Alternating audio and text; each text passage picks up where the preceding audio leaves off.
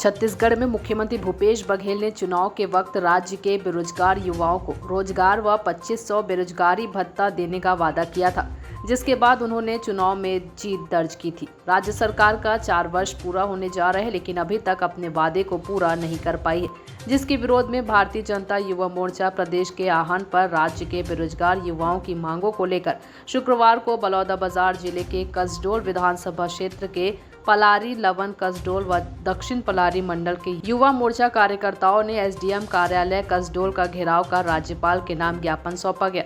इसके पहले कसडोल नगर स्थित साहू धर्मशाला में आम सभा की गई थी। उसके बाद साहू धर्मशाला में रैली के रूप में पैदल मार्च करते हुए राज्य सरकार के खिलाफ नारेबाजी करते हुए एसडीएम कार्यालय पहुंचे, जहां ज्ञापन सौंपने के बाद कार्यक्रम समापन की घोषणा की गई। बलौदाबाजार से राकेश ठाकुर की रिपोर्ट। छत्तीसगढ़ के बेरोजगारों को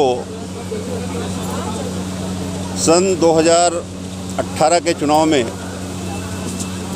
इन्होंने एक जन घोषणा पत्र जो जारी किया था, उसमें उन्होंने वादा किया था कम युवाओं को रोजगार देंगे और जो बेरोजगार युवाओं को रोजगार नहीं दे पाएंगे उनको 2500 रुपये महीने का बेरोजगारी भत्ता देंगे।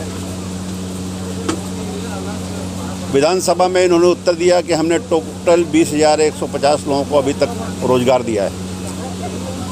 विज्ञापन बोर्ड में लगाते हमने 5 लाख लोगों को काम में लगा दिया। जगह जगह जब हमारे कार्यकर्ता फार्म भरवा रहे हैं गाँव में जा कर के, तो पता लगता है कि लाखों लोग आज भी छत्तीसगढ़ में जो पढ़ लिख करके तैयार हो गए हैं वो बेरोजगार हैं। जब इनसे हम लोग प्रश्न करते हैं कि भाई इतना कर्जा ले रहे हो, पूरा छत्तीसगढ़ कर्ज के बोझ से डूब चुका है, तो बोलते हैं मैं कर्ज इसलिए लेता हूं कि मैं ये अच्छे काम कर रहा हूं। तो क्या बेरोजगारों को रोजगार देना ये अच्छा काम नहीं है इनकी दृष्टि में? हम बोलते हैं और कर्जा लो, बेरोजगारों को रोजगार दो और जो अच्छे काम हो सकते हैं उसको करो, कौन रोकता है? लेकिन चलो, हम तो विपक्ष के नाते सरकार पर आरोप लगाते हैं, लेकिन इनके मंत्री टीएस सिंहदेव ने क्या आरोप लगाया कि मैं पंचायत ग्रामीण विकास का मंत्री होते हुए छत्तीसगढ़ की गरीब जनता के रहने की व्यवस्था, उनके लिए मकान की व्यवस्था करने में असमर्थ रहा। केंद्र सरकार ने पैसा भेजा, लेकिन छत्तीसगढ़ की सरकार ने मैचिंग ग्रांट नहीं दिया और यहाँ से 12 लाख आवास के पैसे वापस केंद्र को चले गए। 12 लाख जिनके आवास बनने वाले थे वो आवासहीन हो गए और इसलिए मैं इस विभाग में काम करने में अपने आप को असमर्थ पा रहा हूँ।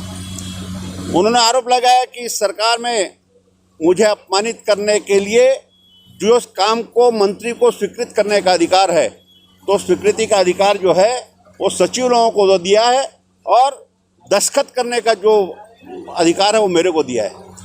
मैं समझता हूँ कि जो सरकार अपने मंत्रियों को संतुष्ट नहीं कर सकती, इनके एक मंत्री जय सिंह अग्रवाल, वो वहाँ के कलेक्टर के ऊपर में क्या आरोप लगाया आप लोगों को मालूम है?